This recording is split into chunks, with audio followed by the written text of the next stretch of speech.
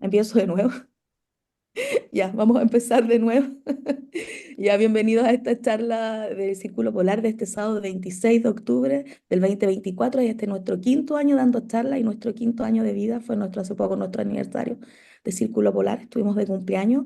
Muy felices que estén todos acá en esta charla, ya que tenemos un invitado de lujo con un tema muy bueno que es de los episodios mixtos, que lo realizará el psiquiatra Danilo Quirós, que también es director del programa.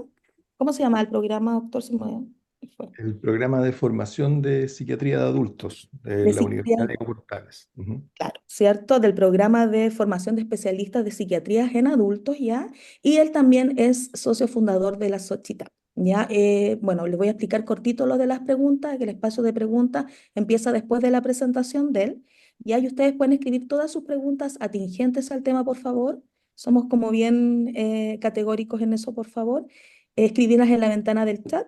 Luego que el doctor termine su presentación, yo voy a leerles las preguntas. Quiero que tengan claro desde ya que lamentablemente por tiempo no puedo leer todas las preguntas, no puedo responder todas las preguntas, pero haremos la mayor cantidad posible.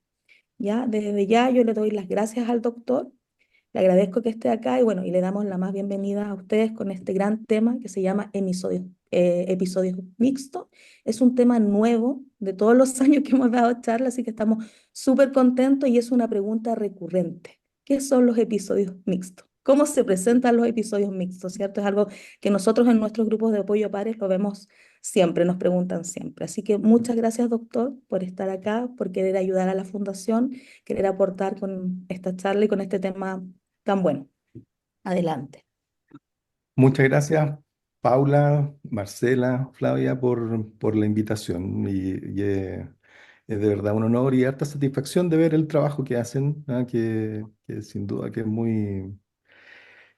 que nada, es un gran aporte, digamos, ¿ah? Y un gran aporte relativamente moderno, podríamos llamarlo, ¿ah? Por muchos años, uno ya que tiene ya varios años en esto. Por muchos años era un área, digamos, inexistente el apoyo de pares y creo yo que el que existan esta iniciativa, así como otra, es una gran cosa. Así que felicitaciones además por el aniversario, ¿ya? Voy a compartir mi pantalla entonces para empezar a hablar de este tema.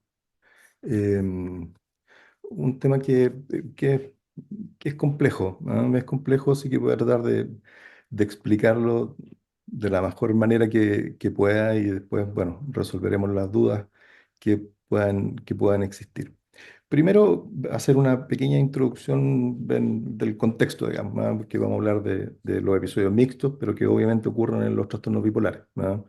Y los trastornos bipolares ya son heterogéneos, ¿no? En el sentido de que por eso uno los prefiere llamar trastornos bipolares, porque las personas experimentan distintos tipos de fenómenos y las experiencias que tienen las personas son muy distintas de unos de otros. ¿M?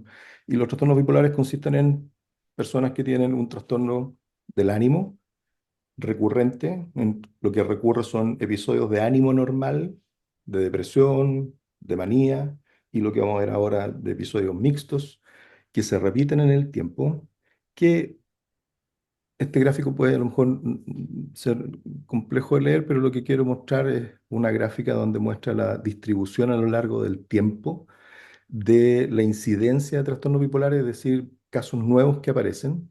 Y lo que ustedes ven ahí en esta línea, digamos, son los años de vida. Y aquí en Achurado, digamos, este lugar donde efectivamente la cantidad de personas que debutan con trastorno bipolar aumenta muchísimo. Y ese pic de casos nuevos ocurre a los 15, 16 años. Es decir, entre los 13 y los 18 años ocurre un periodo de tiempo en que debutan muchos pacientes, ¿ya? Y la mitad de los pacientes debutan cerca de los 25 años. Entonces, es una condición episódica, recurrente, heterogénea, es distinta para distintos pacientes, para distintas personas, que comienza temprano en la vida, ¿ah? Habitualmente en la adolescencia para muchas personas, a pesar de que puede comenzar después, incluso después de los 40 o de los 50 años, a pesar de que no es lo habitual, pero puede ocurrir, ¿ya? Que tienen una prevalencia aproximada de 2,5%, que es bastante equivalente entre hombres y mujeres, em, que tiene, antes de comenzar, digamos, antes de que debute la condición, las personas con trastornos bipolares muchas veces han experimentado otras cosas, ¿ya? Como síntomas depresivos, trastornos ansiosos, trastornos del sueño, trastorno por déficit atencional. Y a lo largo de la vida, una vez que debuta la condición, una vez que las personas ya han estado teniendo episodios de manía o de depresión, presentan con mucha frecuencia trastornos ansiosos, se complican con trastornos por uso de sustancias o dependencias a sustancias, digamos, alcohol u otra droga, y trastorno por déficit atencional, que también es una condición que aparece comúnmente, que es lo que nosotros llamamos comorbilidad, es decir, más de una condición en la misma persona. ¿Mm? Además, los trastornos bipolares confieren o afectan la funcionalidad de las personas y lo afectan de dos maneras. Una por los episodios mismos, ¿no? O sea, cuando una persona está deprimida, funciona menos, ¿no? Funciona menos y en el sentido, dependiendo de la intensidad de la depresión, la incapacidad que pueda presentar. Y cuando una persona tiene manía, también tiene dificultades para funcionar, digamos, está impedida, digamos, su funcionamiento laboral, social, familiar, ¿ya? Y eso, de nuevo, va a depender de la intensidad del episodio. Pero una vez que los episodios pasan entre medio, entre los episodios, estando en lo que uno llamaría eutimia, es decir, en un ánimo supuestamente normal, también las personas, no todas las personas, pero un grupo de personas va a tener una afectación en su funcionalidad. Y eso va a depender de si hay o no síntomas depresivos que no son umbrales, sino que es lo que nosotros llamamos subumbrales, es decir, que no alcanzan a ser un episodio, pero que están presentes ahí algunos síntomas depresivos. Cuando las personas dentro del trastorno bipolar han tenido psicosis, efectivamente eso se relaciona con la afectación de la funcionalidad y el rendimiento cognitivo, ¿no? Que puede tener, se puede afectar de distintas maneras, pero eso también es algo que puede explicar, digamos, cómo se afecta la funcionalidad en las personas, ¿ya? Entonces, tenemos un trastorno episódico, recurrente, que comienza temprano en la vida, que frecuentemente es comórbido, que puede afectar la funcionalidad de distintas maneras en las personas, ¿ya? Pero que también hay que tener presente que es altamente heterogéneo, ¿ya? Y eso significa de que la experiencia de las personas que tienen trastornos bipolares pueden ser muy distintas unas de otras, más allá de las diferencias de trastorno bipolar uno, trastorno bipolar 2. Hay personas que tienen trastorno bipolar y que pueden tener vías sin mayor dificultad funcional, más aún, como uno dice habitualmente, gente que funciona mejor que uno, ¿ah? A pesar de tener una condición como esta. Hay otras personas que ven afectada su funcionalidad de alguna manera, pero que pueden tener vías que efectivamente no le impiden trabajar o desempeñarse en sus labores o en la vida familiar o en la vida personal. Y hay un grupo de personas, ¿ya? Que efectivamente la afectación de la funcionalidad va a ser muy importante, ¿ya? Y en ese sentido, la experiencia, como decía, de las personas puede ser muy distinta. ¿Mm? Ahora, de lo que vamos a hablar ahora es de episodios mixtos, es decir, hablamos de que las personas pueden tener depresión, manía y también pueden tener episodios mixtos, ¿ya? Em, y como aparece ahí, el episodio mixto es la aparición de síntomas de exaltación o de manía y de depresión simultáneamente. Pero antes de hablar de la definición, aquí vamos a proponer, digamos, cuáles son los temas de los cuales vamos a hablar. Vamos a hablar de por qué es importante hablar de los episodios mixtos, qué son los episodios o cómo se entienden los episodios mixtos, cuáles son los síntomas más frecuentes. Si tengo episodios mixtos, ¿tengo un trastorno bipolar uno o 2? Es una pregunta que muchas veces las personas se hacen. ¿Cuál es la relación de los episodios mixtos con los ciclos rápidos? Que es otro concepto, digamos, que se le parece, pero que no es lo mismo. A pesar de que tenga relación, vamos a hablar de eso. Y finalmente, el tratamiento. ¿Los episodios mixtos tienen un tratamiento distinto o no? ¿No? Así que vamos a tocar cada uno de esos temas a lo largo de la presentación, ¿ya? En primer lugar, ¿por qué es importante los episodios mixtos? ¿No? ¿Por qué es importante reconocer cuando una persona tiene síntomas de exaltación y de depresión al mismo tiempo? Bueno, los episodios mixtos están asociados con distintas cosas. Habitualmente son episodios más graves, tienden a ser más duraderos, ¿ya? Tienden a durar más que los episodios solamente depresivos o que los episodios maníacos solamente. En general se consideran que tienen una respuesta más difícil al tratamiento Con mucha frecuencia hay más presencia de otras condiciones psiquiátricas, ¿ah? Trastornos por ansiedad, trastornos por uso de sustancias, déficit de atención. Hay más presencia también de otras condiciones médicas no psiquiátricas, epilepsia, por ejemplo, u otras, ¿ya? Y finalmente se consideran que son episodios que tienen más riesgo de suicidio, ¿ya? Em, por lo tanto, el hablar de esto es muy relevante porque los episodios mixtos además son bastante frecuentes en la población o en las personas que sufren de trastornos bipolares, ¿ya? Y se asocian a todas estas características, ¿ah? Son episodios más complejos, ¿no? Pero, ¿qué son los episodios mixtos? Y aquí vamos a tratar de explicar algo que puede ser complejo, ¿ya? Eh, Primero, desde el punto de vista de la definición o de cómo se entienden, ¿ya? Hemos dicho que el trastorno bipolar tiene episodios de exaltación del ánimo, ¿ah? De manía, que uno lo puede entender de nuevo, como una exaltación del ánimo, lo que uno llama una elevación, es decir, un ánimo eufórico, como uno lo refiere muchas veces, un ánimo exaltado en buena. ¿Ah? Las personas se pueden sentir eh, más alegres o más dispuestas para hacer cosas o más interesadas en hacer cosas, etcétera. Pero también las personas pueden estar más irritables, ¿ya? Y en ese sentido más dirigidas a hacer cosas, pero también con cierta irritabilidad o cierta agresividad, digamos, ¿no? Podríamos llamarlo así, ¿ya?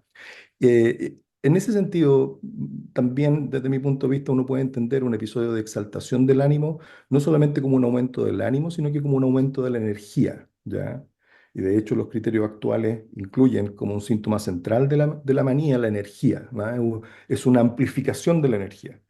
Y la depresión es todo lo contrario, es una disminución de la energía. Ya las personas están lo contrario de lo que uno podría pensar en una manía, inhibidas, apagadas, lentas, tristes, etcétera. ¿Ya?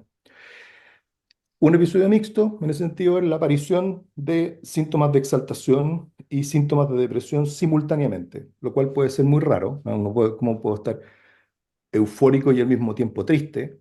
Claro, eso es difícil de entender si es que uno lo piensa como un síntoma anímico, pero si uno lo piensa como un síntoma energético, perfectamente uno puede estar con un ánimo exaltado y al mismo tiempo estar lento. O uno puede estar con mucha energía, pero al mismo tiempo estar muy irritable. O estar muy deprimido y al mismo tiempo tener la mente muy rápida, ¿ya? ¿Ya? Es decir, estar deprimido o estar apagado va en la dirección de baja energía y tener la mente muy rápida va en la dirección de un aumento de energía, ¿ya?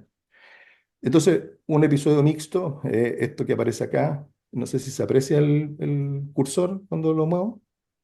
¿Se ve? Sí, Sí. Ok. Hasta no hace tanto tiempo, las categorías de episodio mixto eran para el trastorno bipolar uno, como aparece acá.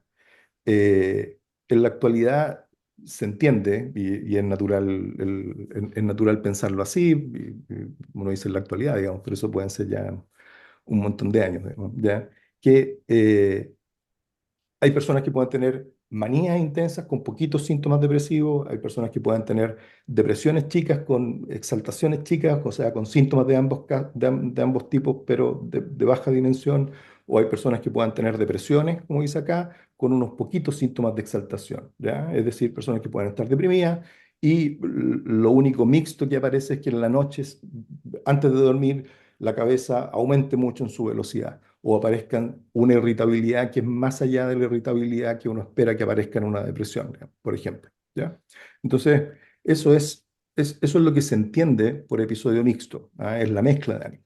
Ahora, la disciplina, digamos, me refiero a la psiquiatría, ha reconocido estos episodios desde que se describen los trastornos bipolares, o sea, desde que están las descripciones modernas, ¿ya? Son gráficos de un psiquiatra muy conocido que uno siempre cita, que es de principio del siglo XX, eh, que describe los episodios de manía, describe los episodios de depresión. Este es un registro del ánimo, que acá los asistentes están todos bien psicoeducados, digamos, saben lo que es un registro del ánimo. En este caso, Krepelin lo registra en rojo la euforia, en azul las depresiones, ¿ya? Pero él decía que la verdad es que los episodios son mucho más complejos, ¿ah? Y este es un acercamiento a este registro y se ve ahí como muestra en rojo, la manía, pero entre medio le pinta azul. Eso quiere decir de que efectivamente él reconocía, digamos, la presencia de síntomas de euforia y síntomas de depresión simultáneamente. Es decir, uno entiende el trastorno bipolar como episodios de exaltación, episodios de depresión, pero la verdad es que en la población clínica, en las personas que sufren estas condiciones, las manifestaciones son mucho más complejas e incluyen esto de mezclar, digamos, tipos de síntomas, ¿ya? Ahora, el mismo Kraepelin, digamos, decía, ¿cómo entender esto? ¿Ya? Él decía, y a lo mejor esto puede ser también un poquito más complejo de entender, que el ánimo se componía de varias cosas, como estaba hablando al principio. ¿No? No es solamente el ánimo, no es solamente estar triste o alegre, también significa tener niveles de energía distintos, de actividad distintos, estar con mucha energía o muy disponible para hacer más cosas y hacer cosas más arriesgadas o estar muy inhibido, muy lento y muy averso a hacer cosas, digamos, con mucha angustia para hacer cosas. Y también puedo tener distintas velocidades de pensamiento, puedo tener velocidad de pensamiento acelerada o deprimida. Entonces, uno puede imaginar una persona que tiene una euforia completa, una manía así como de caricatura, digamos, ¿verdad? De que está muy alegre, muy energético y pensando muy rápido, ¿ya? Y eso sería en este gráfico que simboliza acá los trastornos del ánimo, de la actividad y del pensamiento. Puede ver uno acá en esta parte del gráfico que muestra una evolución teórica, digamos, de un cuadro o de un trastorno del ánimo, ¿ya? Si todo está arriba, uno dice, esto es una euforia. Y si todo está abajo, si el ánimo está abajo, si la actividad está abajo y el pensamiento está abajo, es una depresión completa. Pero cuando las personas pasan de una manía a una depresión, de una depresión a una manía, cuando la persona está teniendo inestabilidad en el tiempo y está teniendo, por ejemplo, episodios, ciclos rápidos, ¿ya? Efectivamente, el ánimo, la actividad y el pensamiento pueden no moverse a la misma velocidad, ¿ya? Y a veces a lo mejor el ánimo, pero mi nivel de actividad está bajo o mi velocidad de pensamiento está abajo. Entonces uno puede tener una persona que pasó de una depresión a un mejor ánimo, pero todavía se siente lenta o se siente pesada, físicamente, ¿ya? Uno lo puede ver también de otra manera. Una persona puede haber estado eufórica y en la medida que mejora, se empieza a sentir lenta o se empieza a sentir menos activa o menos irritable, pero siente que su pensamiento va muy rápido, ¿ya? Es decir, este médico psiquiatra clásico decía que muchos de los episodios mixtos tienen que ver con que en la evolución de estos cuadros, y que son dinámicos, que cambian en el tiempo, efectivamente el pensamiento, la actividad y el ánimo no van a la misma velocidad y por eso uno se puede ver de una manera en un momento y de otra manera en otro momento, y se mezclan las cosas, y ahí él describe una serie de cuadros, digamos, ¿ya? Entonces él dice, hay cuadros que son transicionales, ¿ya? También él dice que de pronto hay personas que enferman de manera mixta, o sea, no es que transiten de un lugar a otro, sino que cuando enferman, enferman con mucha energía y al mismo tiempo con muy mal ánimo, y en ese sentido el episodio es así, no es que transitaron así, sino que el episodio es así, ¿ya? Ahora, hay otra manera, digamos, de entender que es una derivada de esto y que creo yo que es importante reconocerlo. Este es un gráfico de un caso clínico que está descrito, de un caso clínico de los años 60. Abajo en esta línea están los días de hospitalización. Este es un paciente que está hospitalizado. Y en esas líneas se muestra cómo distintos ejes se mueven a lo largo del tiempo, son escalas a las cuales se le pone puntaje, ¿ya? De disforia, podríamos decirlo, desánimo intenso, manía, nivel de exaltación y psicosis, ¿ya? Esta es una persona que tiene un trastorno bipolar 1, ¿ya? Y lo que se va graficando acá es cómo se ve en distintos momentos. Y lo muestro porque puede ser importante para las personas entender, sobre todo en este caso, digamos, personas que tienen formas más graves del trastorno bipolar 1 con síntomas psicóticos. Y en este caso, un paciente que está hospitalizado. Acá dice, mira, en este día, en el estado 1 como dice acá, el lenguaje es un poco apresurado, algo tangencial, eso quiere decir de que pasa de un tema a otro, hiperactivo y se le ve feliz, ¿ya? O sea, lo que uno llamaría una exaltación. Pero un poco después, en el estado 2 trae mucha ropa de su casa, está paranoide, o sea, siente que la gente lo mira, digamos, o que habla de él, o que la gente piensa cosas de él. Hiperreligioso, hiperverbal, habla más, se ve estimulado, llama mucho por teléfono, se ve grandioso. O sea, una mezcla de cosas, digamos, ¿no? Se ve eufórico por una parte, pero al mismo tiempo se ve desorganizado, ¿no? Y en ese sentido su actividad puede no estar dirigida a una sola meta, ¿ya? Y un poco más allá se ve hiperverbal, nuevamente hablando mucho, delirante, es decir, habla cosas con un juicio alterado de las cosas que ve, tiene visión de rayo X, es decir, tiene francamente ideas, digamos, que están fuera de la realidad, habla con su padre muerto, está temeroso de ser abducido, está lábil, está llorón, suspicaz, preocupado sexualmente, ocasionalmente desorientado, incapaz de completar las ideas, muy enojado. Esta descripción, de este paciente, donde por un lado hay psicosis, hay delirios, hay ideas, digamos, con el juicio alterado, angustia, suspicacia, paranoia, preocupación sexual, ¿ya? Mucha irritabilidad, ideas que van para un lado a otro. A veces puede ser difícil de imaginar eso para alguien que no conoce, digamos, los trastornos bipolares, que una persona con trastorno bipolar se pueda ver así, ¿ya? De una manera tan desorganizada. Pero esto, para efectos, digamos, de la disciplina, corresponde a una manía, ¿ya? Ahora, si uno lo describe, es una manía mixta, ¿ya? Porque tiene síntomas de todo tipo. Pero la verdad es que esto es simplemente la progresión de una manía que va de menos intensidad a esta intensidad que es mucho más alta. Y en la medida que pasa el tiempo, las cosas van cambiando. Dice, aún más paranoide, más cooperador, está inquieto, hipersexual, manipulador, aún enojado, hace llamadas telefónicas.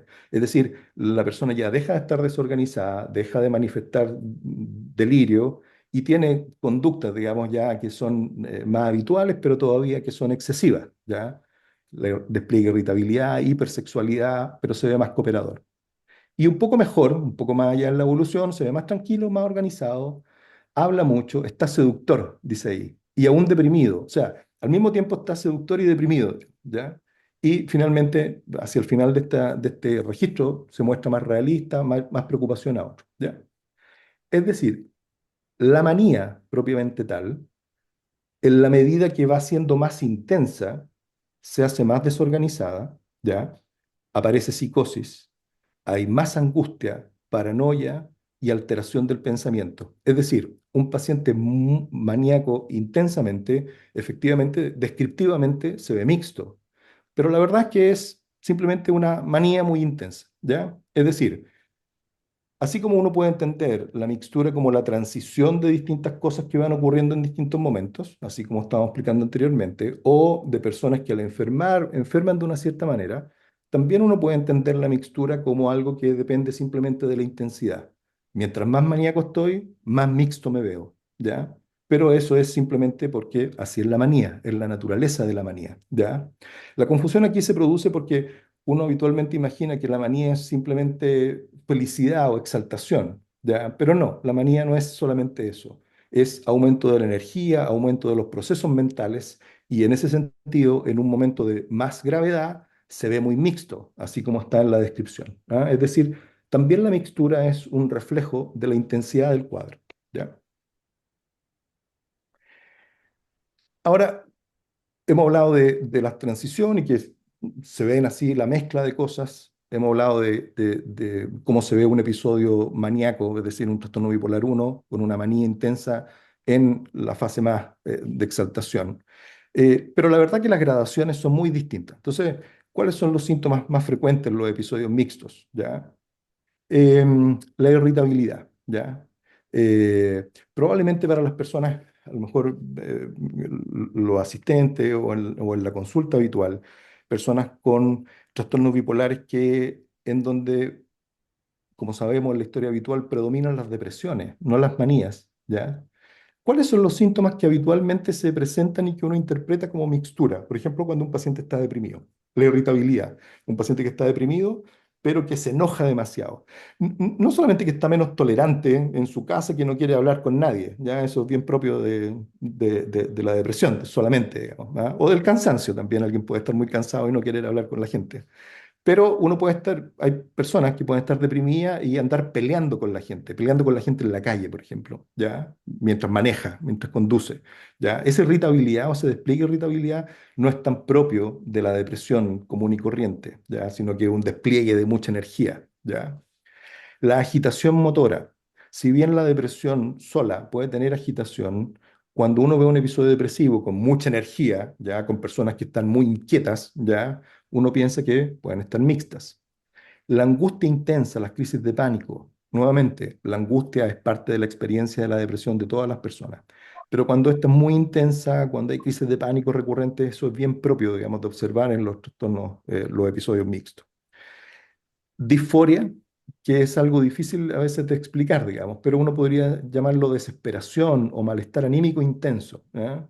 Muchas veces las personas, ahora en el polo opuesto, cuando están maníacas o cuando están con exaltación del ánimo, ¿ya? En vez de tener un ánimo feliz, están haciendo muchas cosas, tienen planes, quieren hacer cosas, pero al mismo tiempo se sienten muy desesperadas o se sienten muy, nosotros llamamos disfóricos, o sea, se sienten muy molestas, ¿ya? No con un buen ánimo, ¿ya? Y eso uno pensaría que no es compatible con la exaltación, pero al contrario, digamos, ¿ah? Esta desesperación, que en el fondo es una manifestación intensa de la molestia, eh, corresponde a un ánimo con exceso de energía, digamos. Entonces, cuando uno hace las cartas de vida, eso hay que marcarlo hacia arriba, ¿ya? Y en ese sentido, típicamente uno habla, digamos, de este tipo de síntomas como parte de los episodios mixtos. Los pensamientos rápidos, ¿ya? No todas las formas de pensamiento rápido, digamos, son elementos propios del trastorno bipolar. Hay gente que se preocupa demasiado, que tiene trastorno ansioso y que piensa mucho. Las personas, niños y adultos con déficit atencional piensan mucho y sienten que la cabeza va muy rápido, ¿ya? Pero en los trastornos bipolares es un síntoma muy frecuente que en el día, pero sobre todo en la noche, antes de dormir, la cabeza se active y empiecen uno y otro y otro y otro y otro pensamiento, muy rápido, digamos. Ya nosotros llamamos a eso taquipsiquia.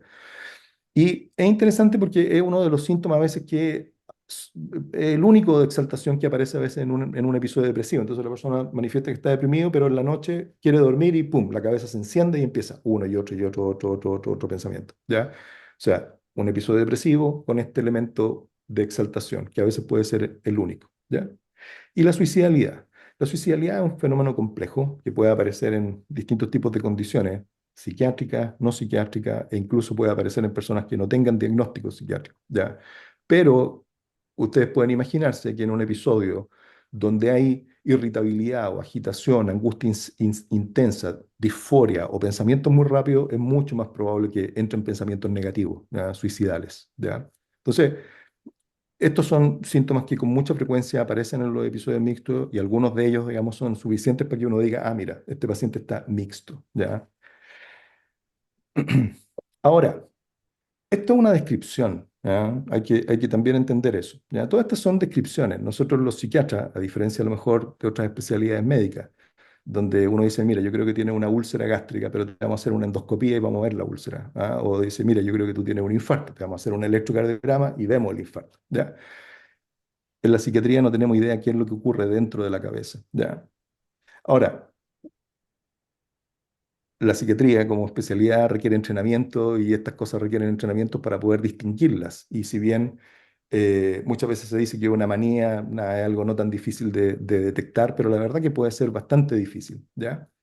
Em, pero convengamos en que efectivamente la exaltación es algo que cuando uno lo observa, digamos, uno debiera convencerse, si es que de nuevo tiene el entrenamiento apropiado, de que efectivamente eso es un episodio de manía, ¿ya? Pero cuando uno ve síntomas de exaltación y síntomas de depresión al mismo tiempo, hasta ahora lo que hemos estado hablando es que nosotros decimos, mira, puede estar el ánimo arriba o el ánimo abajo. Pero a lo mejor no es el ánimo, a lo mejor hay otro elemento. Y en ese sentido, esta historia puede ser mucho más compleja, ¿ya? Porque la aparición de síntomas mixtos puede tener otras explicaciones, no solamente explicaciones que vengan del punto de vista del ánimo. ¿A qué me refiero? Por ejemplo, ¿qué pasa si una persona y ya lo vimos un poco, digamos. Tiene un trastorno bipolar y aparece psicosis, como en el caso que vimos. Bueno, si aparece psicosis, la experiencia de la psicosis, es decir, tener alucinaciones o tener delirio, es una experiencia que puede ser muy sobrecogedora para las personas, que les puede producir mucha angustia a las personas. ¿ya?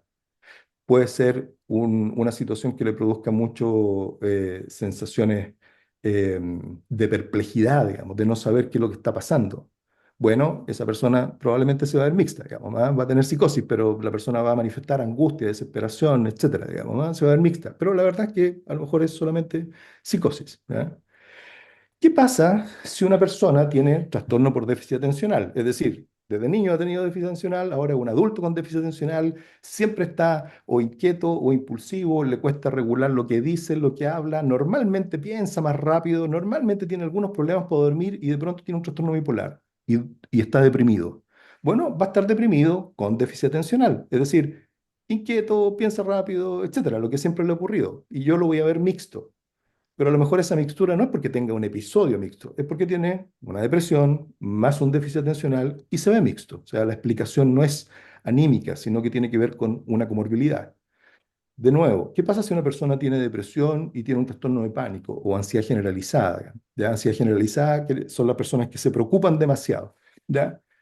Bueno, si yo tengo ansiedad generalizada y me deprimo, en la noche, efectivamente me voy a preocupar aún más, ¿ya? Y va a parecer que tengo pensamiento acelerado, pero no es pensamiento acelerado, es simplemente angustia y mucha preocupación.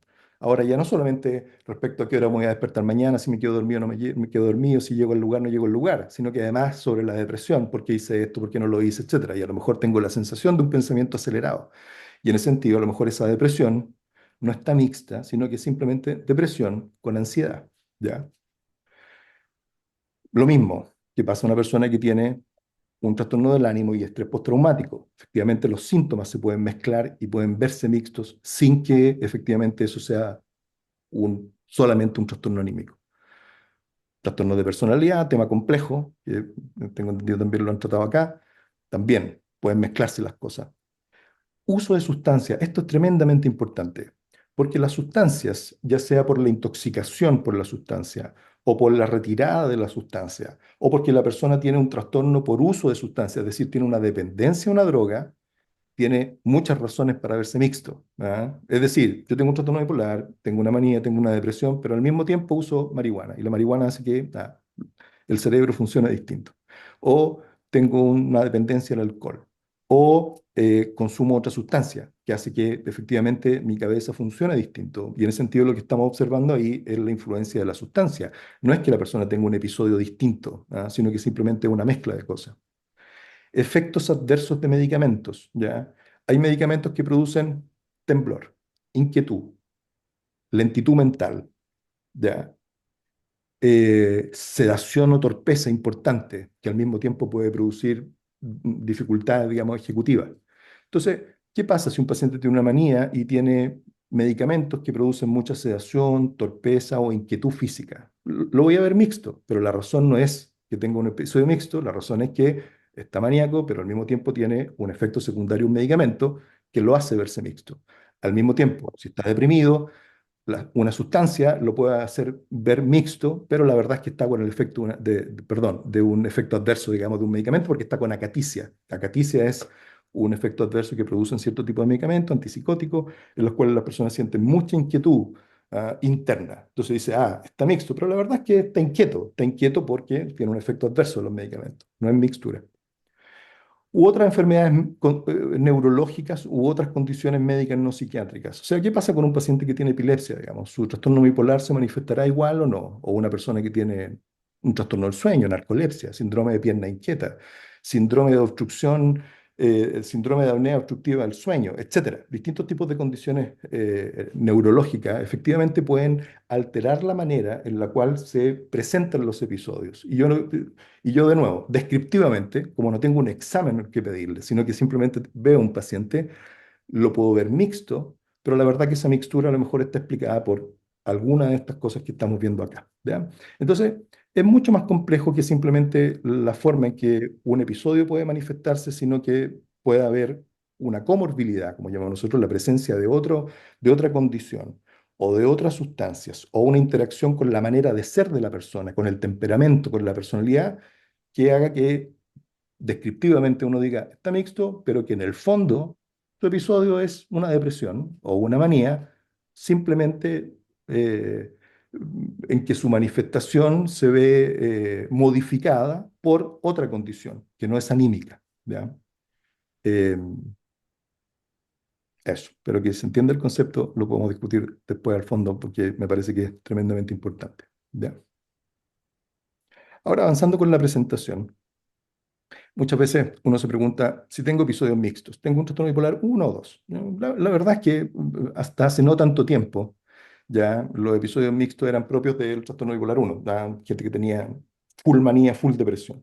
En la actualidad se considera de que la evolución de la manía, la evolución de las depresiones, la evolución de estos fenómenos mentales, digamos, de amplificación energética o de inhibición energética, son muy variables y muy dimensionales, como decirlo. Es decir, se pueden ver de todos los tamaños y formas.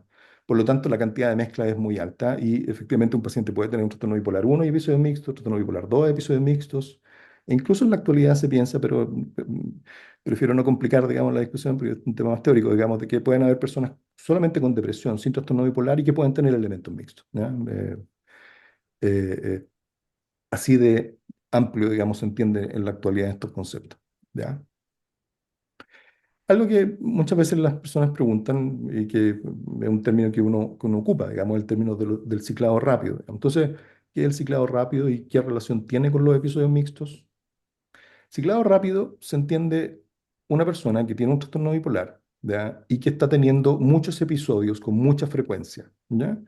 La definición es de 4 episodios por año, ¿m?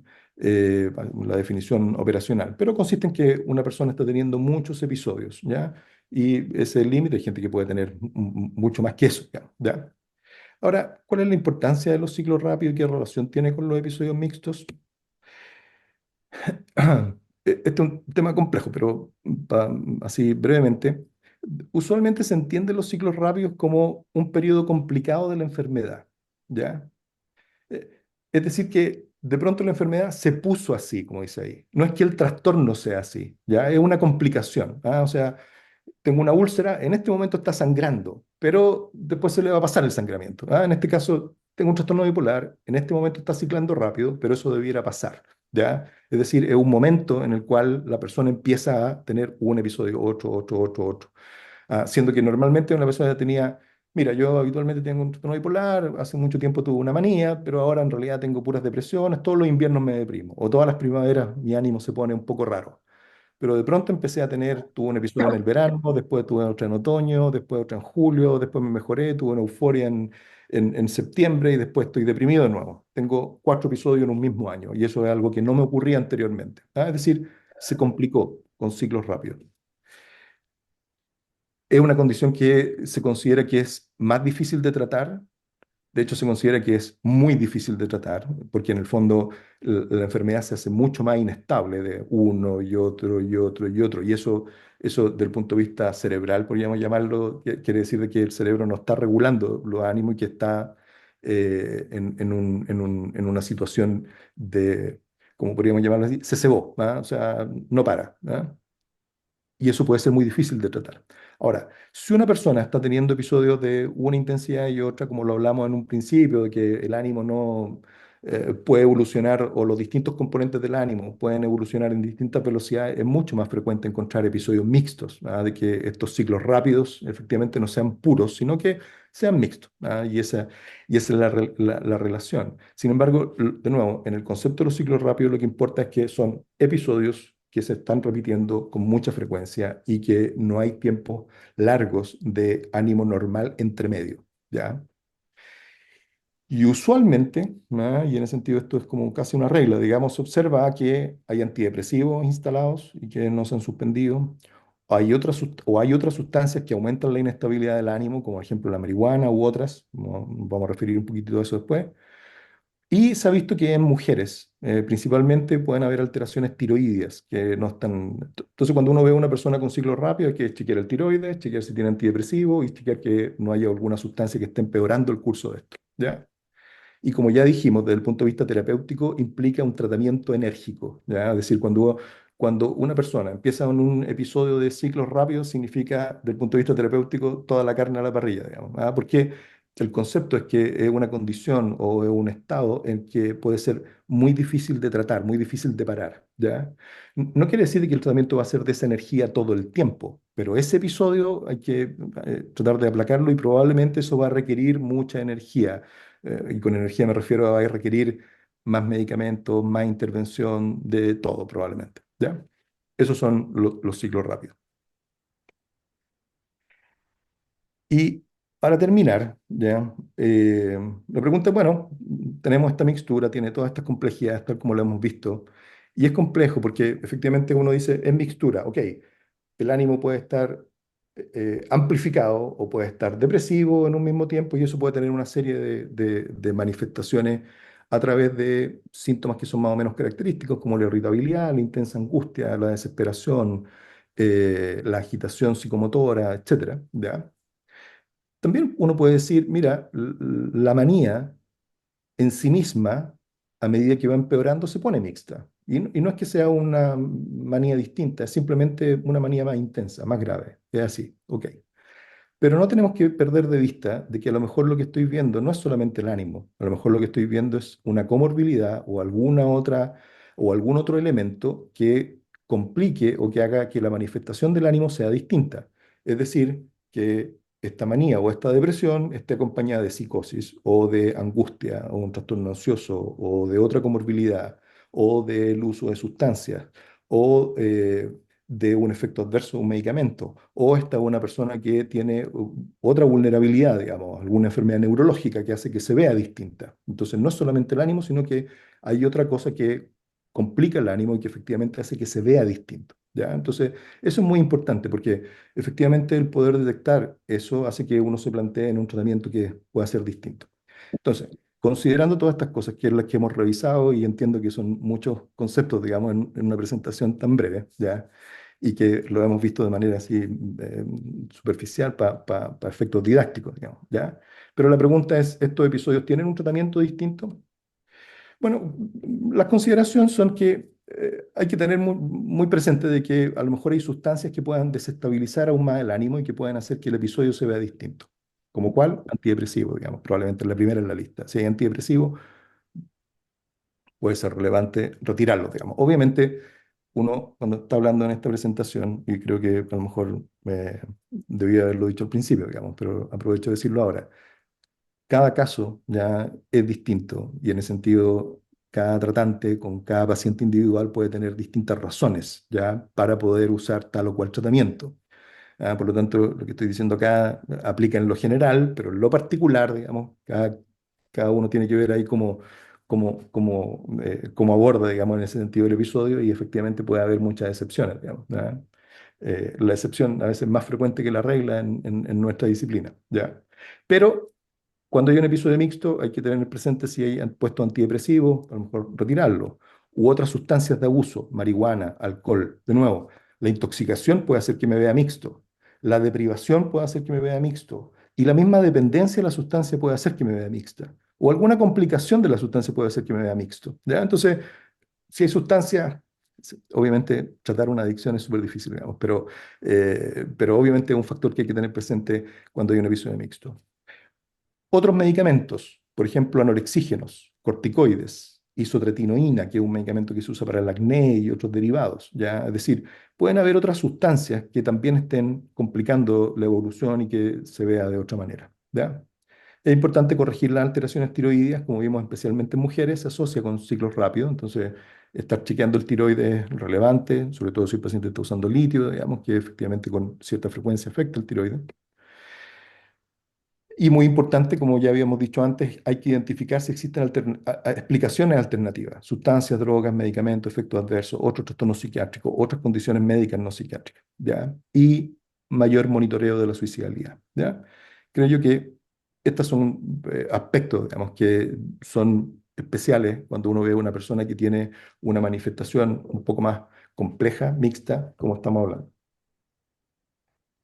Ahora, respecto a otros aspectos del tratamiento, la verdad es que desde mi punto de vista, digamos, el tratamiento de los episodios mixtos es el tratamiento de los trastornos bipolares, ¿ah? O sea, en ese sentido, eh, todas las cosas que hemos visto son las cosas que efectivamente hay que tener presente en todos los pacientes con trastorno bipolar y en ese sentido hay que corregir las alteraciones del sueño y de los ritmos circadianos, ¿ya? Los trastornos bipolares son condiciones que tienen con mucha frecuencia alteraciones de los ritmos circadianos del sueño y es tremendamente importante corregir eso, ¿ya? Si uno no corrige eso, es mucho más difícil tratar todo. Al revés, si uno corrige eso, va a ser mucho más sencillo tratar o menos difícil tratar un trastorno bipolar, ¿ya? Hay que evitar las sustancias que desestabilizan el ánimo. ¿Y cuáles son las sustancias que desestabilizan el ánimo? Antidepresivos, marihuana, corticoides, isotretinoína, este medicamento para el acné. La lista es larga, pero probablemente esas son las más importantes. Y hay que usar estabilizadores del ánimo. ¿Cuáles son los estabilizadores del ánimo? Litio, la motrigina. Ya, obviamente la lista puede ser muy larga, digamos, pero probablemente los dos más importantes sean eso, digamos, y en ese sentido eso es lo que hay que usar, ¿ya? En la disciplina, digamos, a veces la evidencia uno la puede interpretar de una manera y otra, hay evidencia, digamos, hay alguna evidencia, hay algunos colegas que consideran que hay algunos medicamentos que pueden ser más útiles para los episodios mixtos, como los antipsicóticos atípicos y el ácido valproico, por ejemplo, ¿ya? La verdad es que desde mi punto de vista, no hay la manera en que yo veo la evidencia, digamos, no me hace pensar de que efectivamente eh, exista un fármaco que sea particularmente bueno para los episodios mixtos y por lo tanto me parece a mí que el abordaje del trastorno bipolar es más o menos el mismo, ¿ya? Y que hay que ir usando los medicamentos como corresponda dependiendo de las circunstancias. Y bueno, los antipsicóticos típicos son medicamentos muy usados, en ese sentido son parte, digamos, del tratamiento. Con respecto al ácido valproico, hay ciertas aprensiones, o más aprensión, no solamente aprensiones, hay advertencias, digamos, del uso en mujeres por los efectos que pueda tener en la salud reproductiva, digamos, ¿ya? Por lo tanto, un medicamento que claramente tiene mucho más restricciones de uso. Pero, de nuevo, desde mi punto de vista, el tratamiento farmacológico y de las indicaciones generales es más o menos el mismo, ¿no? No hay una diferencia tan clara, digamos, en términos del fármaco. Solamente que puede ser más difícil de tratar y es importante tener las consideraciones que hablamos anteriormente, ¿ya? Y una última cosa, ¿ya? Una última cosa con respecto al miedo a los síntomas, ¿ya? ¿A qué me refiero con eso? Muchas veces hay personas que han tenido episodios en los cuales, nada, se han sentido muy mal, ¿no? O han experimentado situaciones de mucha que lo han dejado o muy perplejo o que han sentido que han perdido su libertad, digamos, en el sentido de que han hecho cosas que en otro momento no harían o han pensado cosas que no saben por qué las han pensado, digamos, siendo que normalmente no las pensarían, etcétera, ¿ah? Pueden vivir situaciones muy sobrecogedoras, ¿ah? En un episodio. La misma idea suicida, digamos, ¿ah? Que como decíamos, no son propias solamente de los trastornos bipolares, están presentes en distintos aspectos y que no solamente están presentes en los episodios, pueden estar presentes en la eutimia también, digamos, ¿ah? Y en la manía, en la depresión, pero sobre todo en los episodios mixtos, que son episodios más complejos. Entonces, las personas muchas veces pueden desarrollar mucho miedo a las cosas que entren a la cabeza, psicosis, síntomas o suicidalidad, ideas suicidas, o las crisis de pánico, por ejemplo, etcétera, ¿ya? Y la verdad es que a la cabeza puede entrar cualquier cosa, la verdad es que en los episodios pueden pasar muchas cosas que puedan ser muy, como dice, caleidoscópicas, pueden ser muy apremiantes, que pueden provocar mucha congoja o mucha desesperación. Pero creo yo que es importante también no agregarle extra angustia o no agregarle extra culpa, por decirlo de alguna forma, en el sentido de sentirse además mal por lo que estoy experimentando, ¿ya? Y en ese sentido creo yo de que a los síntomas, ¿ya? La idea suicida, la psicosis, etcétera, obviamente hay que tenerle respeto y obviamente hay que abordarlas y hay que tratar de ir manejando, digamos, las situaciones. Pero, pero no miedo o culpa propiamente tal, ¿ya? Es decir, muchas veces el temor por los síntomas simplemente complica todo y hace que se vea mixto, además, digamos, ¿ah? Porque la persona puede tener una idea suicida y además se siente muy atemorizada o no siente no sabe por qué razón está teniendo además esa otra experiencia, digamos, y de nuevo, o siente rabia, o siente culpa, o siente miedo de poder actuar de sus pensamientos, ¿ya? Y la verdad es que creo yo de que efectivamente hay que tratar de entender qué es lo que está pasando en un cierto momento y efectivamente hay que actuar en concordancia, pero no agregar en lo posible. Obviamente lo que estoy diciendo es algo que puede ser muy complejo en la vida práctica, pero al menos teóricamente, digamos, y en lo posible, no agregarle más miedo o culpa a la experiencia y en ese sentido, efectivamente, abordar con su médico tratante, con su psicólogo, con el acompañamiento de otras personas, el, el tratamiento más adecuado o las medidas más adecuadas para el mejor cuidado posible en cada momento de la evolución de los trastornos bipolares. ¿Ya? Y con eso terminamos. Espero que se haya entendido y muchas gracias por la atención porque nos demoramos un buen rato.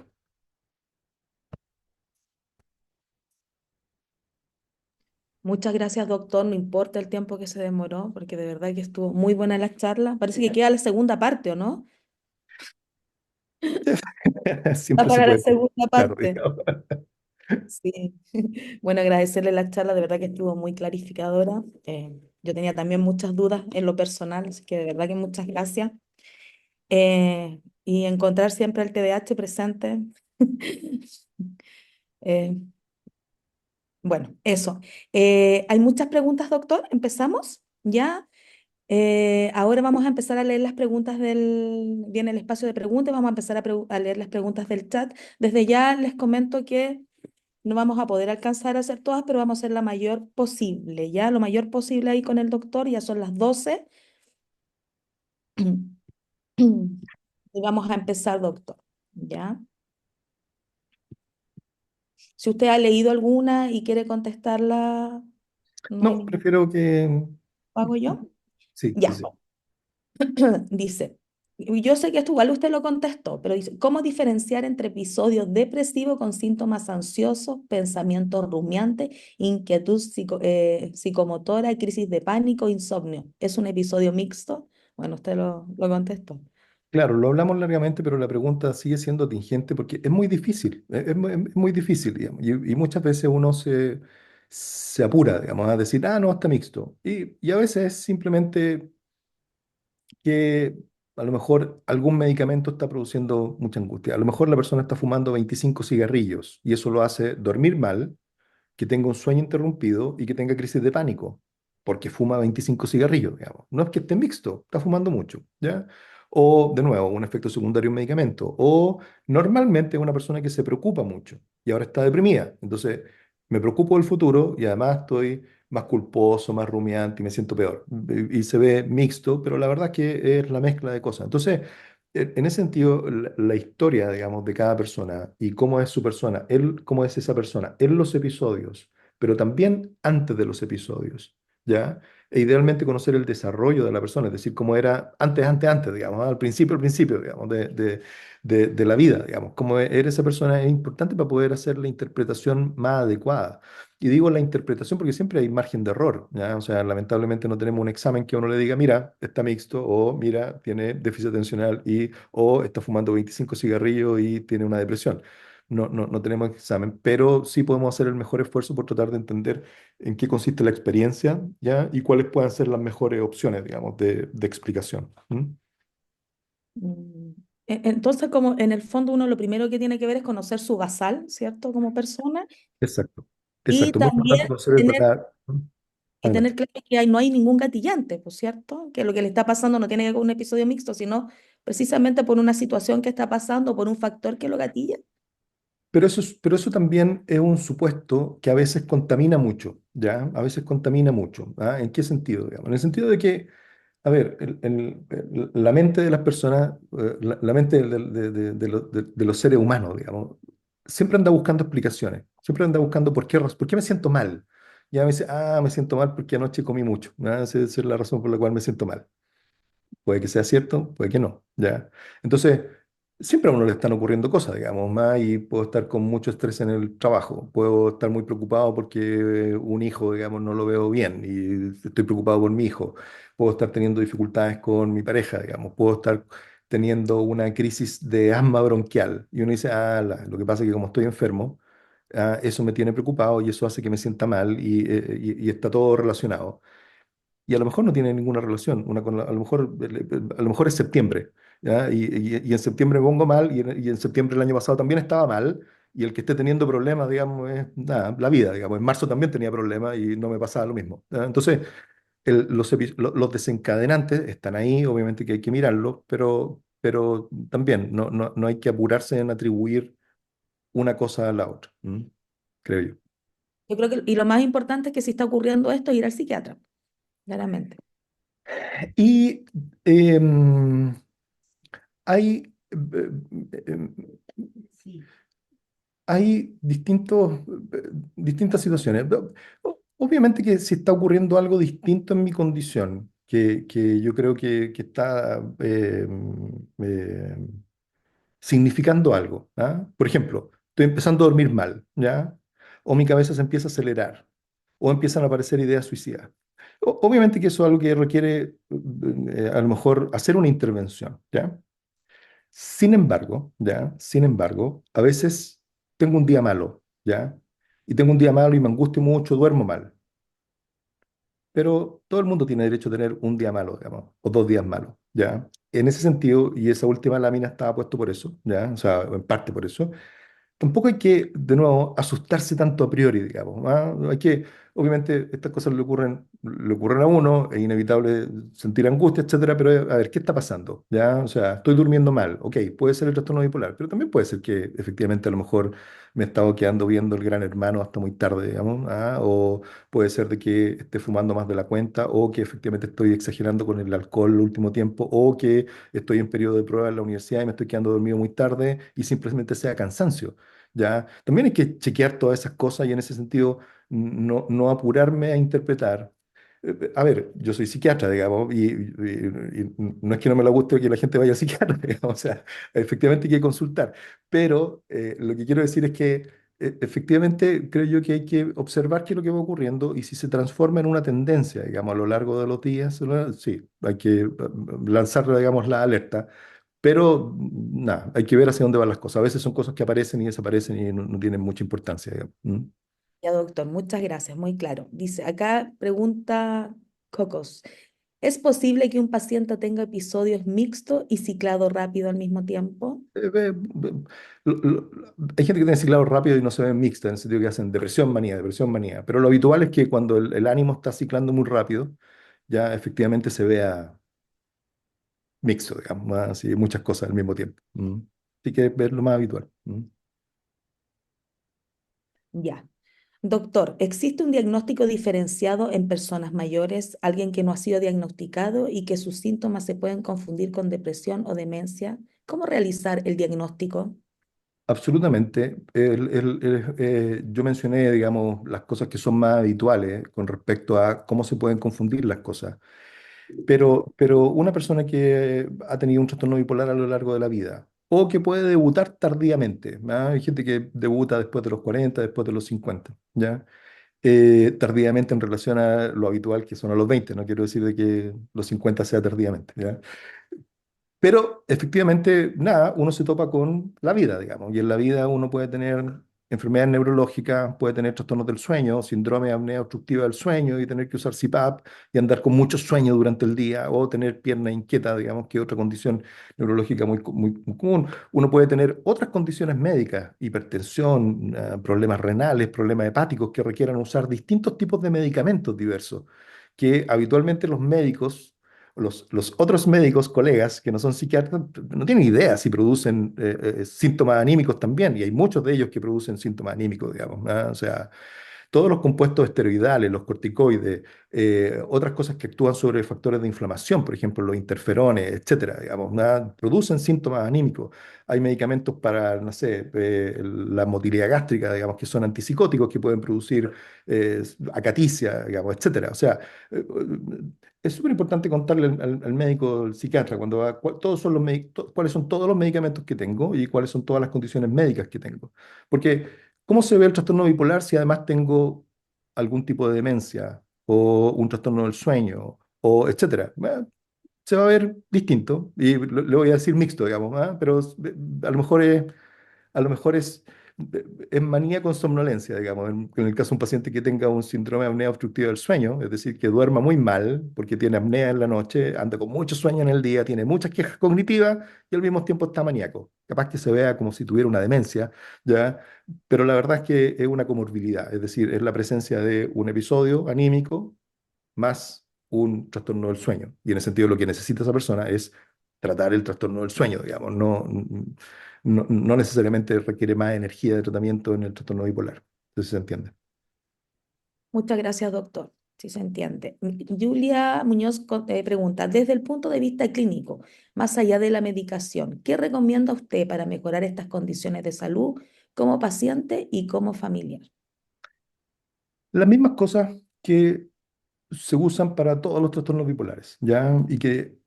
A ver, uno puede mencionar 50 cosas, ¿ya? Pero las más importantes son tres, ¿ya? Y las menciono así porque mm, no son tantas. Uno, dormir bien y tener ciclos de sueño ordenado, ¿ya? Es central, no es cosmético, no es que, mira, si duermes bien te vas a sentir mejor. No, no, no. Los trastornos del ánimo bipolares dependen de la regularidad del sueño. Entonces es tremendamente importante hacer eso. Uno. Dos, evitar las sustancias que desestabilizan el ánimo. ¿Y cuáles son las sustancias que desestabilizan el ánimo? Los antidepresivos, la marihuana, los corticoides, la isotretinoína, que es un medicamento para el acné. De nuevo, la lista es larga, pero eso yo creo que son los principales. Y siempre menciono la marihuana porque la marihuana es particularmente desestabilizadora. No es que el alcohol, la cocaína no haga nada, digamos, ¿verdad? Pero el alcohol y la cocaína le hace mal a todo el mundo, ¿ya? Pero la marihuana le hace particularmente mal a las personas con trastorno bipolar. Entonces muchas veces se minimiza el impacto de la marihuana, pero yo creo que es tremendamente importante. Y en tercer lugar, tomar los medicamentos que correspondan, digamos, y ser ordenado con los medicamentos. ¿Cuál es? Litio, la motrigina. No tenemos tantos medicamentos, ya, o sea, en ese sentido, la farmacopea del trastorno bipolar no es tan extensa, entonces hay que cuidar muy bien cada uno de los medicamentos que se usan. Y en la primera línea siempre está litio y la motrigina. Si lamentablemente o no respondió o efectivamente hay alguna razón para no usar uno u otro, digamos, efectivamente hay una serie de otras cosas que se pueden usar, pero de nuevo, ahí hay que ver cuáles son la mejor alternativa. Entonces, dormir bien y regular los ciclos, evitar las sustancias que desestabilizan el ánimo y usar los estabilizadores del ánimo regularmente. Hay varias otras cosas de nuevo, uno puede mencionar varias, pero me gusta mencionarlo así porque efectivamente hay que volver una y otra vez sobre eso. Hacer actividad física, sin duda que es útil. Para muchas personas hacer meditación, sin duda que es útil. Obviamente que es muy útil dentro de las familias también tener una comprensión de qué se trata todo esto y modificar algunas cosas, digamos. Hay un concepto que es relativamente antiguo, digamos, pero que sigue siendo de mucho valor, que es la emoción expresada, digamos, que tiene que ver con la intensidad con la que se comunican las emociones. Si uno puede tener un nivel de comunicación más asertivo y menos intenso, eso hace que las cosas también sean más fáciles, ¿ya? Y en ese sentido, efectivamente, ver cuáles son los requerimientos u otros requerimientos que requieren esas personas. Me refiero a que ok, las personas tienen trastorno bipolar, pero no es lo único que tienen, digamos. ¿Ah? Por ser humano, ¿ah? Puede tener trastorno bipolar, pero además puede tener 20.000 otros problemas, digamos, como tiene todo el mundo. Entonces, a lo mejor requiero, de nuevo, a lo mejor requiero hacer terapia por alguna razón que no solamente sea la del trastorno bipolar.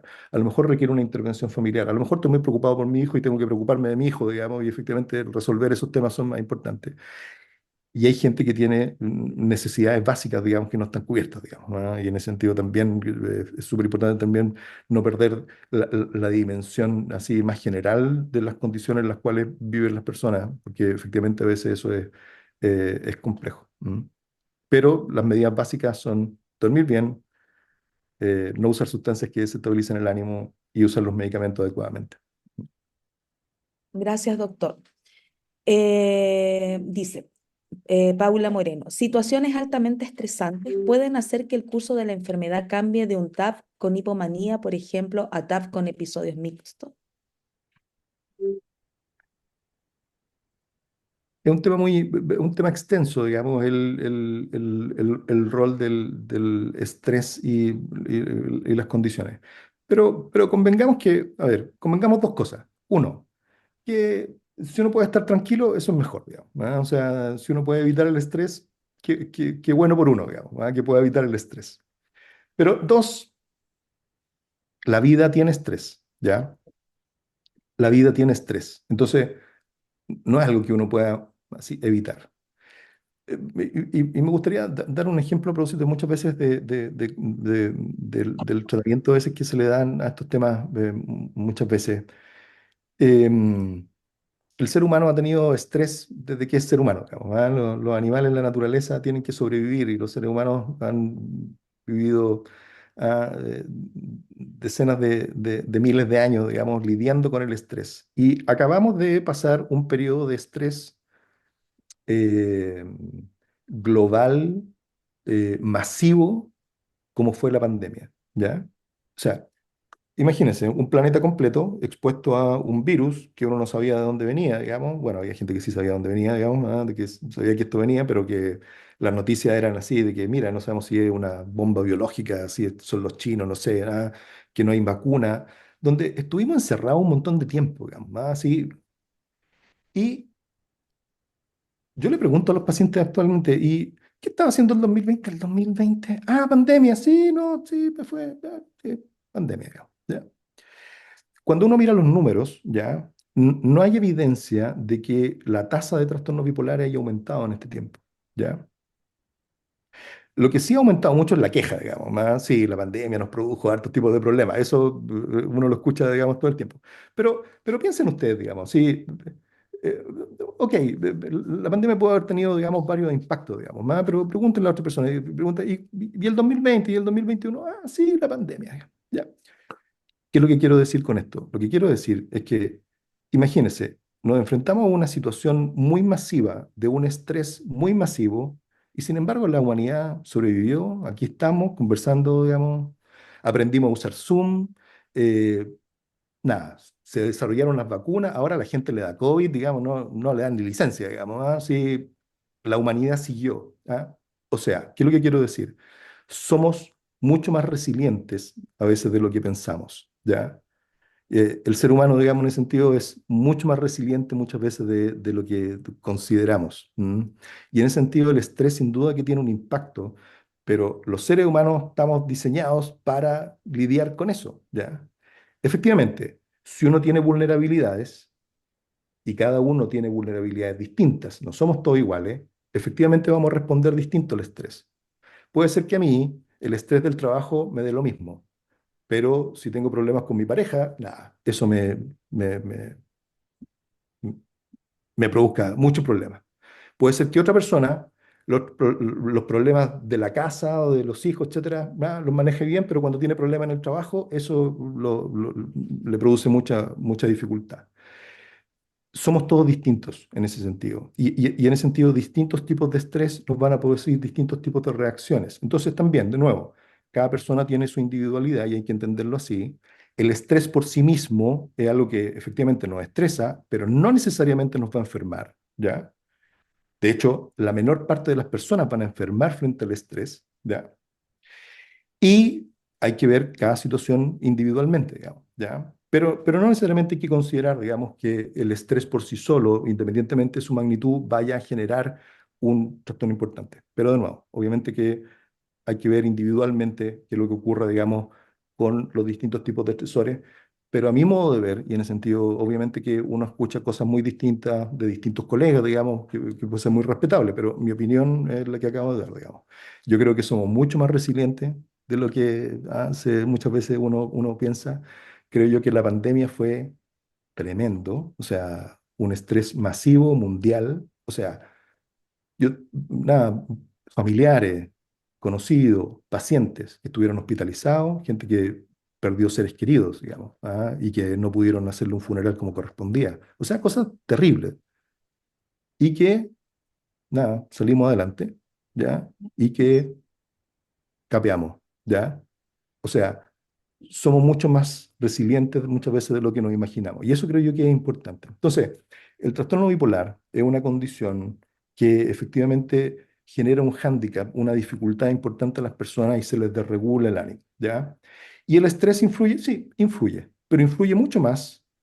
¿El estrés influye? Sí, influye, como probablemente a muchas personas, pero influye mucho más el dormir mal y alterar los ritmos circadianos, el usar sustancias que desestabilizan el ánimo, Y si tengo un trastorno, digamos, y tengo indicados ciertos medicamentos, es mucho más importante tomarse los medicamentos ordenadamente, digamos, ¿ya?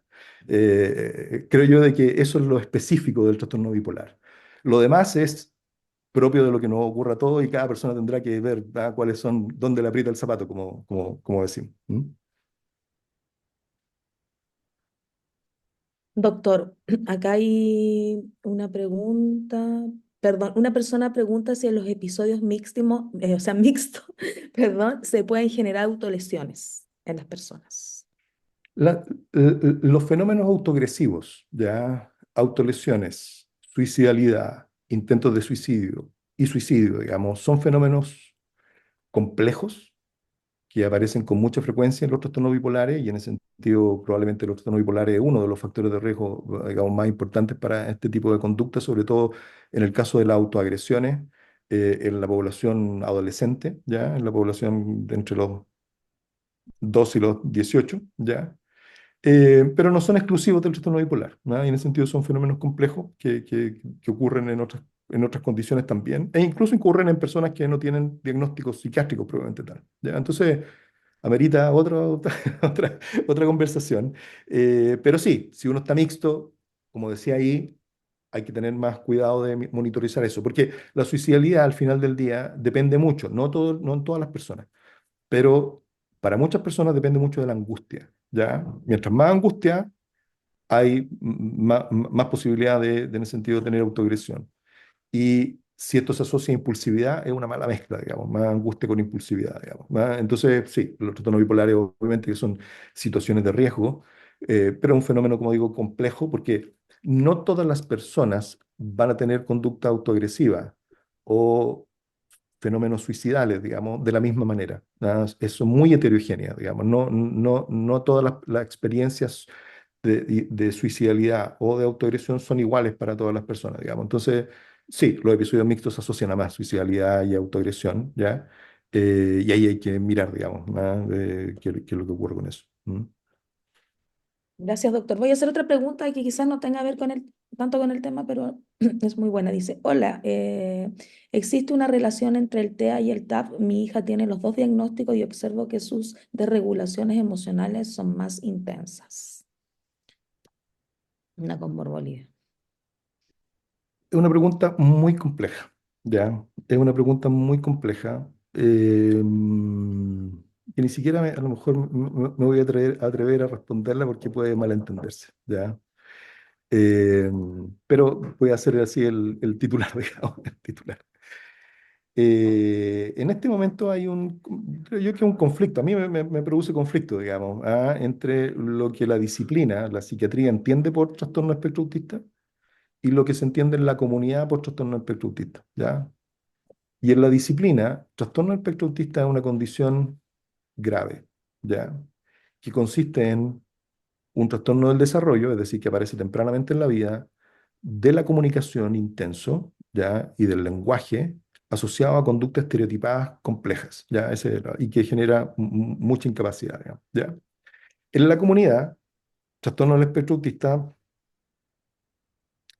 puede significar distintos tipos de peculiaridades, digamos, distintos tipos de inhibiciones, distintos tipos de dificultades de la interacción con las personas, distintos tipos de conductas repetitivas, pero ya no tan llamativas, sino que conductas repetitivas de magnitud menor, digamos, con la comida o con los intereses, etcétera, digamos. Y eso no es lo que la disciplina o que, de nuevo, yo personalmente, digamos, entiendo por trastorno del espectro autista. Entonces, primero es qué es una cosa y qué es la otra, ¿ya?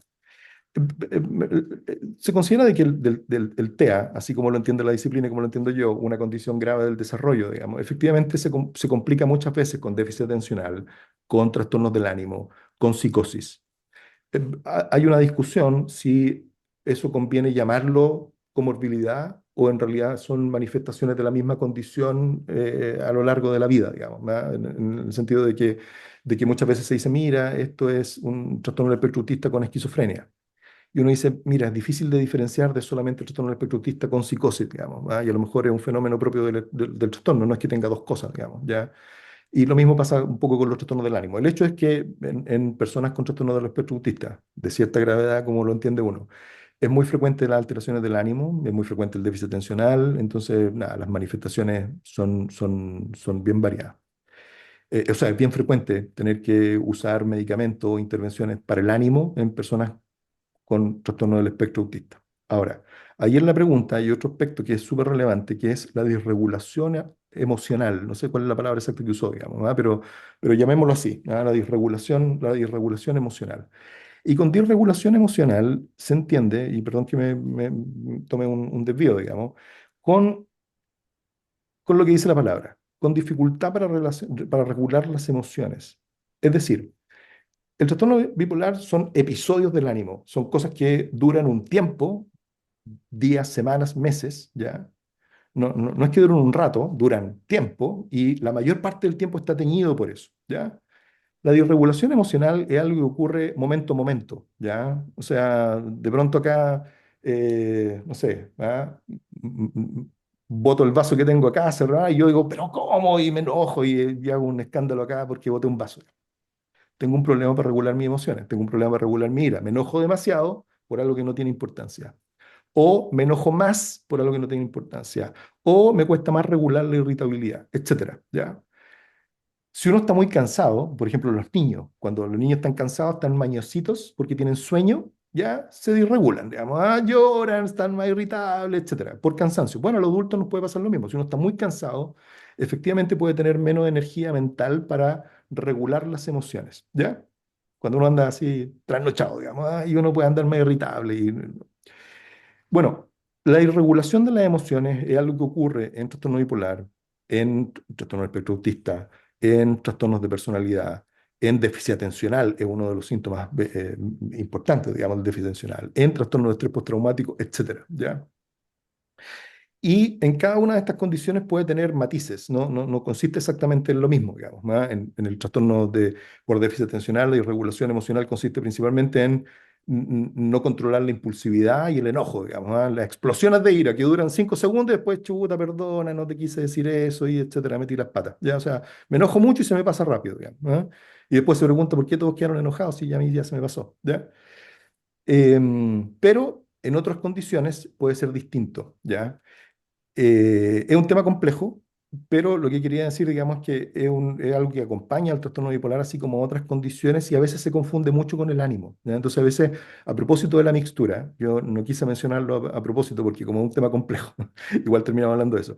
A veces uno dice, está mixto, pero la verdad es que esa impulsividad venía de antes, ¿ya? Y esa impulsividad no es del trastorno bipolar, era porque tiene déficit atencional o esa impulsividad es por otra razón, no es por el trastorno bipolar, ¿ya? Y parece mixtura, digamos, ¿ya?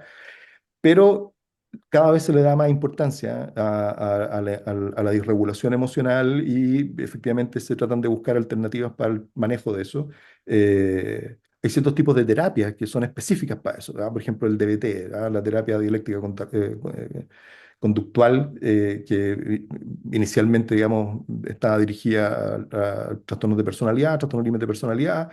La verdad que hay variantes, digamos, dirigidas la autoagresión, el trastorno alimentario, incluso trastornos bipolares, la suicidalidad, etcétera, sin que necesariamente esté el agregado de trastorno límite de personalidad, digamos, ¿ya? Entonces, el objetivo de tratar la disregulación emocional parece ser un objetivo, digamos, en sí mismo, eh, pero es un tema que yo diría que es emergente, digamos, y que cada vez le estamos prestando más atención, tanto por su diagnóstico como por sus implicancias terapéuticas, pero que es distinto a los episodios anímicos y que puede verse en distintas condiciones. Entonces, un tema mucho más amplio. ¿Mm? Gracias, doctor. A ver, dice. Ya, acá dice, ¿cómo De- debería hablar? Perdón, Aunque ¿quiere? podemos ir, ya son, por el tiempo del doctor, ya son las 2:25, Paula. Sí, doctor, ¿le parece dos preguntas más y estamos? ¿Ya? Ya. Dice, ¿qué debería uno hablarle a una persona que tiene todos estos episodios? ¿Cómo se puede ayudar a la persona a hacerle ver o hacerle caer en cuenta que tiene una desconcentración? Es O una como... descompensación, a lo mejor, que lo quería Sí, yo decir. creo que sí. Yo creo que eso tiene que ser error de repente del Etiqueta. tipo. Sí, descompensación. Sí, claro, yo creo que escapa, o sea, es un tema es un tema en sí mismo, digamos, ¿no? Y en ese sentido en la psicoeducación, hay terapias dirigidas, digamos, a este tema, digamos, ¿ah? Es un tema amplio, ¿ya? Yo mencioné algunas cositas cuando hablamos de los aspectos terapéuticos, ¿no? El concepto este de la emoción expresada, digamos, o sea, cómo tener una comunicación más dirigida, más asertiva, menos descalificadora, menos intensa, ¿ya? Em, cómo también calibrar lo que la relación muchas veces con la persona que está afectada y con mi aprensión, ¿ya? Si uno tiene un trastorno bipolar, puede ser muy odioso, llamémoslo así, que mi mamá o mi pareja me estén diciendo, ¿te tomaste las pastillas? ¿Ah? O puede ser muy odioso, ¿ya? Pero por otro lado, puede ser de que efectivamente cuando yo esté entrando en un episodio, no me doy cuenta que estoy entrando en un episodio. Entonces puede ser importante que me digan si tengo alguna cosa que entre en un episodio. Pero esa interacción creo yo que es importante calibrarla, digamos, porque puede ser, de nuevo, muy odioso que a uno le estén diciendo, oye, nada, no estás bien, y a veces no estoy bien porque estoy enojado, como me puedo enojar, digamos, o a veces estoy contento porque tengo derecho a estar contento, digamos, ¿no? Porque entonces, no que cada vez que me ponga contento me van a decir algo, cada vez que... Entonces, creo yo que es relevante en ese sentido, en el cuidado, digamos, de las personas, el cómo calibrar estos aspectos, digamos, de la comunicación. Y propender a ayudar a que efectivamente las dinámicas familiares puedan ser saludables. Uno en el estigma, ¿ya? Ahora, uno habla del estigma, pero a veces el estigma uno dice, sí, no hay que estigmatizar a las personas, pero oye, no te tomé el litio, ¿por qué mejor no tomas esta hierba, digamos, que es mejor? O sea, eso no es una buena manera de ayudar, digamos. ¿Ah? O sea, mis creencias respecto a también, a lo mejor hay que calibrarlas y hay que psicoeducarse. ¿Ah? Hay que educarse, digamos, respecto a qué es lo importante en el trastorno bipolar. Y lo importante en el trastorno bipolar, de nuevo, son tres cosas, digamos. No es que sea cualquier cosa, son cosas bien específicas, digamos. Entonces, comentarios desacreditadores con respecto, oye, la cantidad de pastillas que estoy tomando, no ayudan, digamos, ¿ya? En ese sentido, el entender, digamos, de qué se trata todo eso.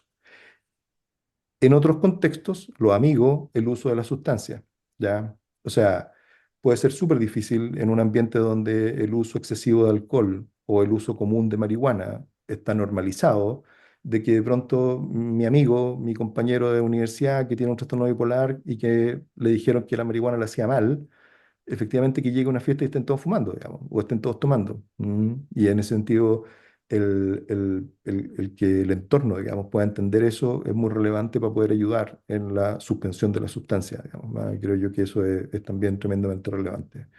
Si uno puede diseñar rutinas más saludables, ¿ya? De sueño, ¿ya? O sea, no quedarnos todos viendo el Gran Hermano hasta las 3 de la mañana, digamos, no sé, ¿ah? eh, de comidas, de actividad física, sin duda que eso es positivo, digamos, ¿ya?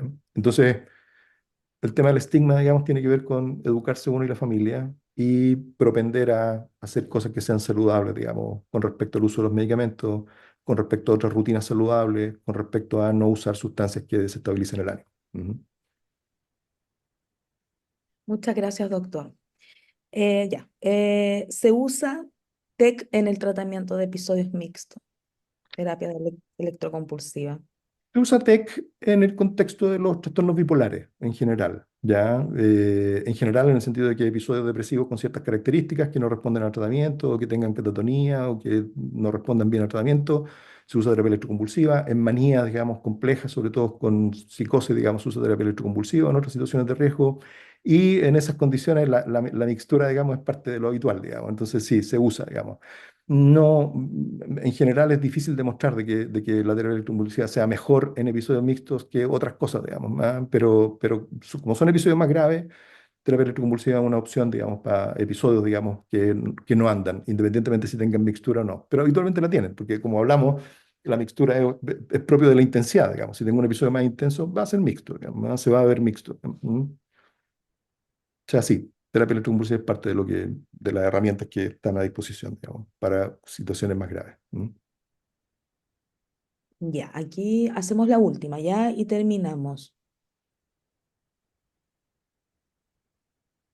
aquí había una que yo había visto, habían preguntado sobre eh, de los periodos estacionales, si es realmente así, si existe como un TAP estacional, que cambia en la primavera, que cambia cuando Hay- hay- comienza eh, el tema de la sí, luz. sí. El trastorno bipolar es una condición del ánimo recurrente, ¿ya? O sea, vuelve. Y cada paciente a veces tiene su preferencia a recurrir, digamos, ¿ah? Y muchas veces eso tiene un carácter estacional, ¿ya? Hay demostraciones de que efectivamente los cambios del fotoperiodo pueden influir en eso, ¿ya? Y en Santiago, digamos, particularmente, el cambio del fotoperiodo en septiembre es brutal, digamos. O sea, la luminosidad cambia muchísimo, digamos, del comienzo de septiembre hasta fines de septiembre, digamos, más que en otras latitudes, ¿ya? Entonces, de eso hay harto. Pero a veces los pacientes, por ejemplo, recurren en diciembre, ¿ya? O recurren en julio, ¿ya? Y uno dice, es el invierno, o el verano, o son las fiestas.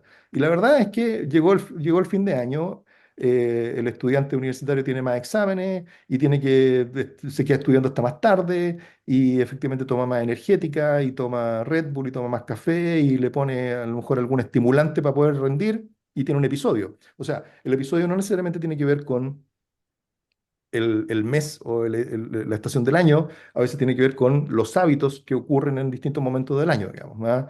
Entonces, particularmente complejos son el final del primer semestre, porque las pruebas del primer semestre, el final del segundo semestre, septiembre es un periodo, digamos, que uno tiene cierta sensibilidad, digamos, respecto a esto.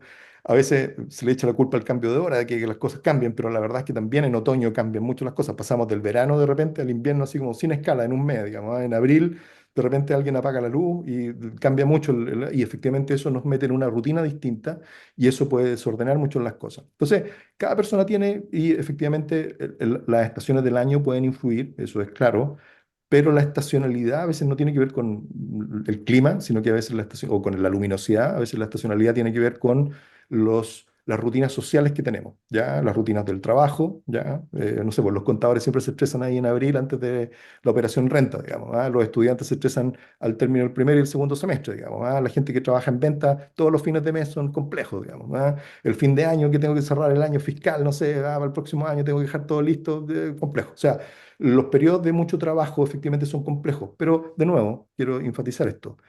Uno dice, no, es el estrés, pero el trastorno bipolar es una condición que depende de el sueño, los ritmos circadianos y las sustancias, ¿ya? Entonces a veces no es el estrés, a veces es que deprivo sueño, dejo de dormir como tengo que dormir, duermo menos horas y además le agrego sustancias desestabilizadoras, mucho café, alcohol para dormir, ¿ah? O sea, cafeína, alcohol, más cigarrillo, le puedo poner sustancia y los estudiantes agregan, no sé, estimulantes para poder estar más tiempo despierto. Y eso es lo que desencadena, no es que sea el rendimiento, no es que sea el estrés familiar, no es que sea el estrés del trabajo, es que duerme poco y está usando sustancias que desestabilizan. Entonces, efectivamente hay que preocuparse siempre, siempre, siempre, ya, sueño y sustancias, ya, ese es ¿Hay que preocuparse del estrés? Sí, no estoy diciendo que el estrés dé lo mismo. Hay que preocuparse del estrés porque el estrés efectivamente nos afecta a todos, ¿ya? Pero el trastorno bipolar es frágil por el sueño y por las sustancias, ¿ya? Y por usar los medicamentos adecuadamente, ¿ya? Entonces, sí, el estrés nos afecta, pero la verdad, sí, también quiero dejar pasar ese mensaje, somos mucho más resilientes a veces de lo que imaginamos, ¿ya? Y las personas somos, los seres humanos, digamos, en ese sentido, tenemos mucho más fortaleza a veces de las que nos reconocemos, digamos, ¿ya? Entonces en el trastorno bipolar, no, dormir bien, sustancia, tomarse los medicamentos. Ya, doctor, muchas gracias. Cerramos este espacio de preguntas, ya vamos a llegar al fin. Oye, son 25 para la una y bueno, yo agradecerle y me encantó cómo terminó, que de verdad es verdad, los seres humanos somos mucho más resilientes, sobrellevamos las cosas sin darnos cuenta, ¿cierto? Y tenemos un montón de fortalezas que muchas veces no reconocemos y están ahí. Y si uno mira para atrás, sobrepasado y ha sobrellevado un montón de cosas y ha ido mejorando también en el tiempo, ¿cierto? Así que muchas gracias, doctor, por esta excelente charla y tan humana, a pesar de que era quizás un tema tan técnico, usted supo darle la vuelta y convertirlo en algo súper humano, cercano. Así que muchas gracias por eso. Ahora viene Flavia, nuestra presidenta, y ella va a cerrar, a concluir el tema. ¿Ya? Não, é Adelante. muito rápido, sim, muito rápido, doutor. Quedó grabado el sueño, el buen dormir para tratar los episodios mixtos, los trastornos bipolares en general. evitar las sustancias que son desestabilizadoras. Usted enumeró varias durante la presentación, vean la presentación una y otra vez, y usar con sus médicos, ocupar los estabilizadores necesarios. Ahora, aparte de eso, quiero, en nombre de todos nosotros de la Fundación Círculo Polar, resgatar mucho la generosidad de un sábado en Pichulemo, parar, dejar de estar al sol para estar aquí con nosotros en primer lugar. Dejó de surfear el doctor. Sí. También resgato mucho la lucidez y lo didacto. Fue muy didacta la charla, que a nosotros a veces nos cuesta comprender, pero fue muy fácil de comprender y de acompañar toda la charla. Yo resgato mucho eso y agradezco mucho eso. Y creo también que hay mucha valentía, porque la mayoría de los psiquiatras se esquivan de hablar de episodios mixtos, porque no es fácil. Y también encuentro de mucho coraje que doctor Danilo diga que nosotros los psiquiatras no tenemos respuestas tan concretas, y eso es difícil, ¿no? De decir. Entonces, sí, aquí hubo mucha transparencia y mucha sinceridad. También agradecemos mucho esa empatía con el usuario y esa transparencia. Eh, y también resgato esa empatía con la culpa, con el miedo, ¿no? De saber que sentimos culpa y miedo con nuestros pensamientos. Me ayudó mucho para poder conversar con mi hijo sobre eso, y sobre todo que recordarnos nuestra resiliencia. Es muy importante que un doctor, que una autoridad en trastornos anímicos nos diga, ustedes pueden. Entonces, de verdad que la charla fue maravillosa. Y bueno, hay mucha gente aquí que pregunta sobre las relaciones, cómo atravesar eso, con quién conversar. Bueno, las emociones expresadas, como dijo el doctor Danilo, son muy importantes de aprender. Podemos aprender como familiares y como pacientes a expresar bien nuestras emociones. Eso se entrena para poder tener un buen vínculo en las familias. Y lo otro es conseguir un par para también aprender de sí mismo a través de un par, dentro de un grupo de apoyo, que puede ser en esta fundación o en otra fundación, debe ser donde ustedes se sientan cómodos, pero busquen pares y grupos de apoyo. Hoy día más de una fundación para la bipolaridad, y ustedes tienen que saber dónde encontrarse, porque los doctores no tienen todas las respuestas, ¿no? Entonces también este autoconocimiento depende también de una relación, con un vínculo sincero de confianza con un otro que padece lo mismo que nosotros. Entonces, muchas gracias, Danilo, por estar acá. Muy bienvenido. Espero que eso se repita, y de verdad que se agradece la generosidad, la empatía y la valentía por tocar un tema tan complejo como los episodios mixtos. Muchas Muchas gracias. Yo invitaciones y a los asistentes también. Ujú. Muchas gracias, doctor. Bueno, yo quiero cerrar con esto. Bueno, agradecerle ante todo siempre su honestidad, me encantó eso, pero también llamar a todos nuestros públicos asistentes a invitarlos a ser socios de nuestra fundación.